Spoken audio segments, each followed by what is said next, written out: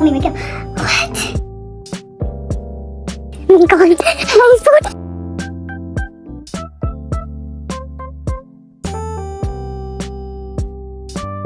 Không thể tin được luôn.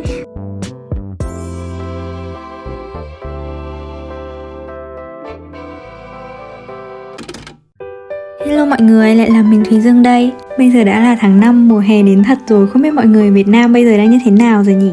Mùa hè năm nay của mình không còn là những sắc phượng đỏ hay là tiếng ve kêu râm ran như trong ký ức nữa, mà như một dấu mốc trưởng thành của bản thân mình ở một giai đoạn hoàn toàn mới của cuộc đời vậy. Ôi, nhớ lại giờ này năm ngoái mình còn đang hồi hộp chờ tin đỗ học bổng mà như ngồi trên đống lửa luôn ấy, vì không biết có đỗ hay không. Thế mà vèo cái bây giờ đã thi cuối học kỳ 2, chuẩn bị kết thúc năm nhất đến nơi rồi. Thế nên vlog lần này sẽ là 72 giờ đưa mọi người đi thi và ôn thi cùng mình nhé. Nghe 72 giờ thì hơi nhiều nhưng mà nó là 3 ngày trong chuỗi ôn thi của mình thôi. Ok, cùng bắt đầu nhé. Nhớ hồi nào lúc mới sang mình cũng mới bắt đầu làm vlog một ngày của du học sinh Hungary. Đấy cũng là cái vlog đầu tiên của mình luôn ấy cả nhà. Hôm nay mình phải thi môn hóa tấu, nghĩa là đánh kết hợp với cả nhạc cụ khác ấy. Thế nên sáng nay mình với bạn Martin đã hẹn nhau là phải vào trường sớm để tập lại bài trước khi thi. Sáng mình cũng hay ăn đơn giản lắm, thường mình làm bánh mì cho nhanh. Nhưng mà được cái là từ hồi sang đây thì mình tập thói quen là không bao giờ bỏ bữa sáng. Lại còn nhất là đang trong giai đoạn thi cử căng thẳng nữa, càng phải ăn uống đầy đủ.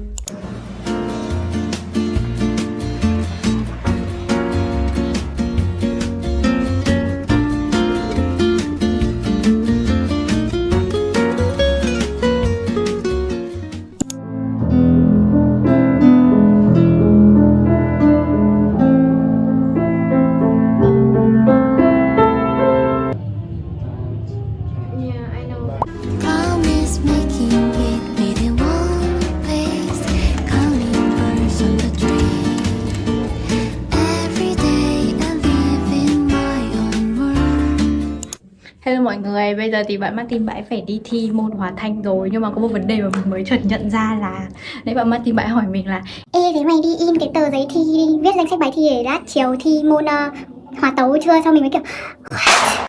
Mình mới chợt nhận ra là mình quên cái tờ giấy đấy ở nhà, sáng nay mình đi vội quá ấy. Thế nên là bây giờ chắc là mình sẽ tập đàn một lúc, rồi lát nữa tranh thủ lúc đi ăn trưa ấy thì mình sẽ đi qua hàng photo để mình in luôn giấy thi môn hóa tấu, với cả mình còn phải in bài để ngày mai mình thi môn đệm đàn của cô Aniko nữa ấy, kiểu thi dồn dập luôn ý, cứu tôi.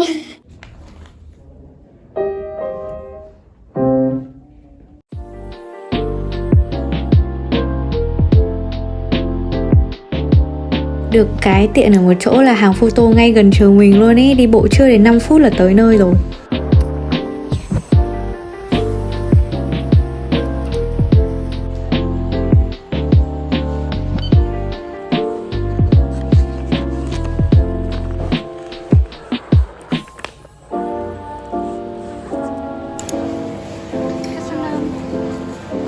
Cho nên mình ăn gyros box. Món này hình như xuất phát từ Hy Lạp hay sao ấy mọi người ạ.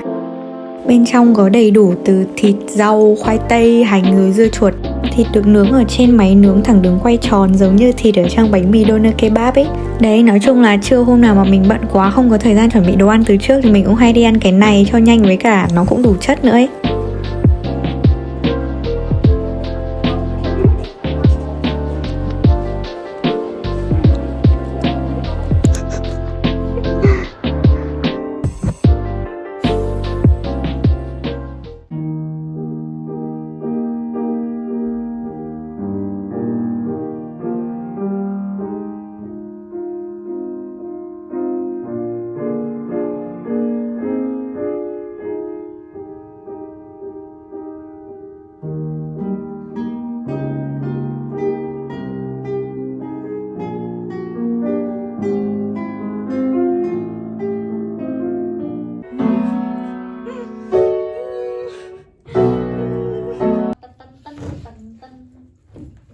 Đây cho cả nhà xem bài thi đệm đàn của mình. Bài này là Shimchastoro của Bloch, viết cho violon và piano.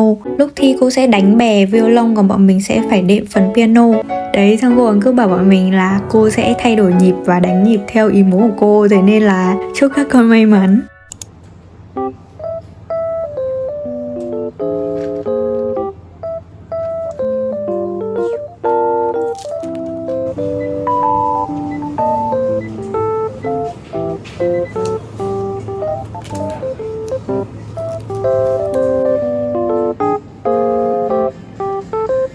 Mọi người ạ, hôm nay mục đích chính của mình đi siêu thị để chính là để mua chanh và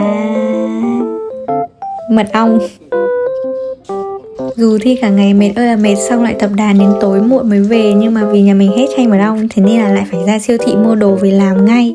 Mình cũng mới hình thành được cái thói quen này gần đây thôi, để chính là sáng nào cũng uống chanh mật ong. Uống chanh mật ong rất là tốt cho sức khỏe và tốt cho hệ tiêu hóa và miễn dịch nữa. Nhưng mà theo như mình đọc được thì thời điểm tốt nhất để uống chanh mật ong vào buổi sáng đấy chính là sau bữa sáng khoảng 15 phút. Pha khoảng 2 thìa mật ong với nước ấm và không nên uống trước bữa sáng, bởi vì ngược lại nó còn sẽ có hại cho dạ dày nữa. Và mình cũng mong là mọi người, những ai đang xem video cũng sẽ luôn chú ý giữ gìn sức khỏe của mình. Dù có bận như thế nào đi chăng nữa nhưng mà vẫn luôn đặt sức khỏe lên hàng đầu. Bởi vì có sức khỏe là có tất cả mà, đúng không?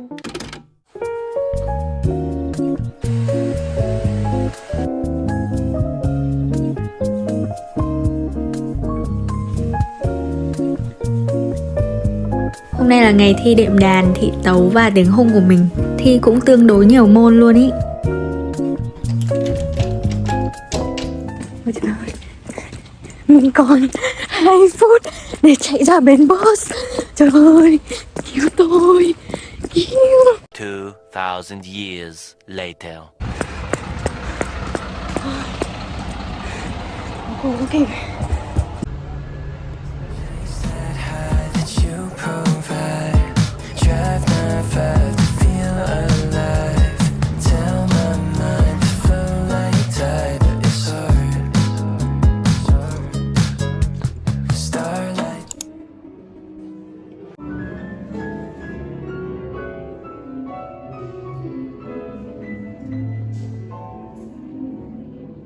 Mình vừa thi xong mọi người ạ.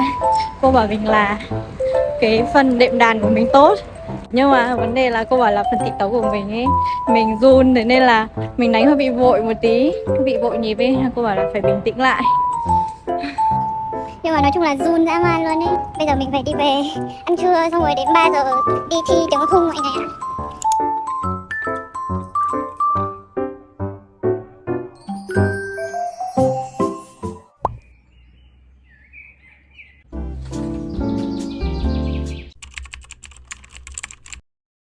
Yonopot Kivanok, Dương Voyok, Vietnami Echetemista Voyok, Siketen Moyo Orasak Bon Elek Ech Tonulok, Chisen Kilens Evech Voyok. Đây mình đang muốn cho mọi người xem cái web mà mình sẽ sử dụng để mình đăng ký môn học ấy, đăng tín và đăng ký bài kiểm tra. Đây, cái web mà mình sẽ sử dụng để mình đăng ký môn đây. Mình xem, đây là Neptune nhá.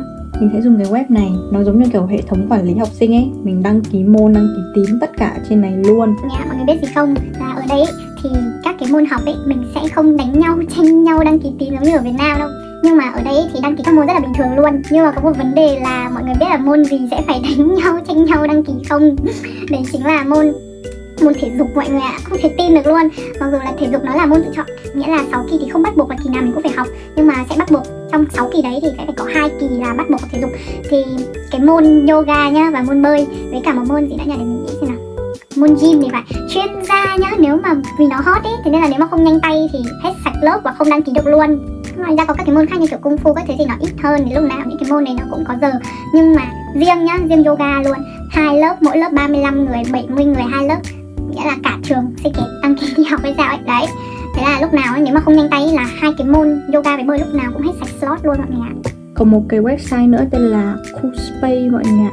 Thì ở cái website này nó giống như kiểu website liên lạc giữa học sinh và giáo viên ấy. Ở đây thì mình sẽ cập nhật được tất cả các cái thông tin lớp học rồi bài giảng các thứ rồi sổ điểm danh, lịch học này nọ kia ở trên này hết. Và thầy cô giáo có nhắn gì cho mình thì cũng sẽ nhắn qua Coolspace luôn mọi người ạ. Đó. Còn bên Neptune này thì mình sẽ sử dụng chỉ để như kiểu đăng ký môn này, xem điểm này, đăng ký lớp học vậy thôi. Chiều nay mình đi thi tiếng Hung ở khoa Kinh tế và Quản trị Kinh doanh. Bình thường trong năm mình cũng học tiếng Hung ở đây.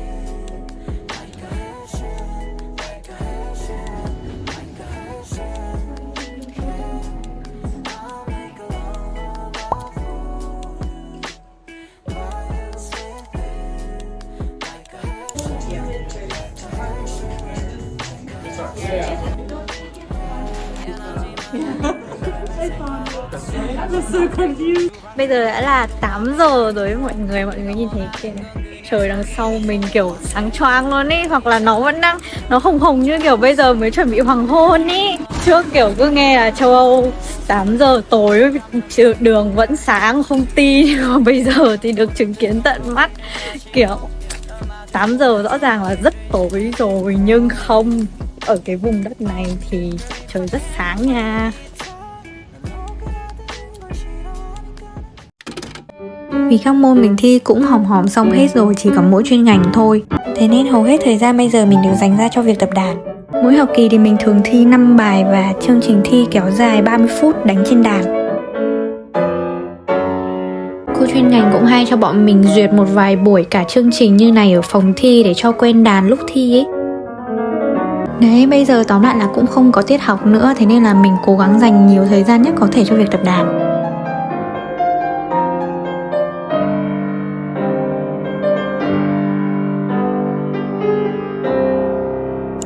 Đố cả nhà biết tối nay mình sẽ làm món gì đấy. Vẫn là câu chuyện hồi trước khi đi du học ở nhà mình không bao giờ nấu ăn luôn ấy. Đấy, xong rồi sang đây thèm những món như kiểu bún chả, bún bò, miến các thứ ấy. Không có ai làm cho thì đành phải tự lăn vào bếp thôi.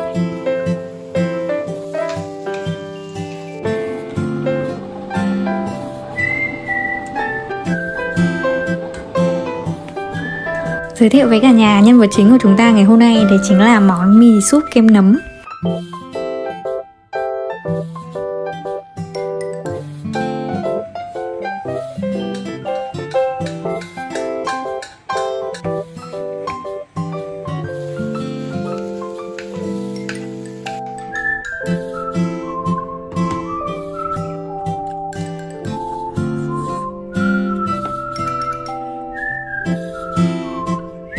Có cái sữa chua xô này cũng ngon lắm này, mình vừa mới mua khui cho mọi người xem luôn. Có cả những cái miếng đào nhỏ li ti ở bên trong ấy, ăn ngon cực, mình nghiện món này dã man luôn. Đấy, tóm lại thì vừa rồi là những thước phim về 72 giờ ôn thi và đi thi của mình. Đối với mình thì tháng 5 này có một vài sự kiện và kỷ niệm rất là đáng nhớ. Là lần đầu tiên mình được tham gia vào một buổi concert hợp xướng quần chúng. Mặc dù đây không phải là lần đầu tiên mình đi diễn concert hợp xướng, vì kiểu nó là môn học bắt buộc của mình ý, nhưng mà là lần đầu tiên mà mình chứng kiến nhiều dàn hợp xướng như thế. Hơn 20 dàn hợp xướng và hàng trăm con người tập trung đổ về quảng trường Dugonic để hát hợp xướng. Tiếp theo là được cùng Elor tham gia ngày hội nghề nghiệp được tổ chức ở TIC, Thư viện của Szeged. Là một sự kiện quy tụ rất nhiều những công ty đa quốc gia và địa phương với mong muốn là thúc đẩy và tìm ra những ứng viên tiềm năng cho công ty của họ. Và để xem nhiều nội dung hay ho của bọn mình làm thì mọi người hãy follow tài khoản Instagram và tài khoản TikTok của bọn mình nhé. Cuối cùng là sự kiện đáng nhớ nhất đối với mình trong tháng 5 này, đấy chính là được tham gia đêm hội văn hóa quốc tế ICE. Vì thực sự nếu không đi du học thì chắc chắn mình sẽ không thể nào nhận ra được mình yêu Việt Nam đến như vậy. Được nhìn thấy hình ảnh lá cờ Việt Nam và được nghe những câu hát Tôi yêu Việt Nam ở sân khấu quốc tế, nó làm mình xúc động dã man và nổi hết cả da gà lên luôn đấy mọi người ạ.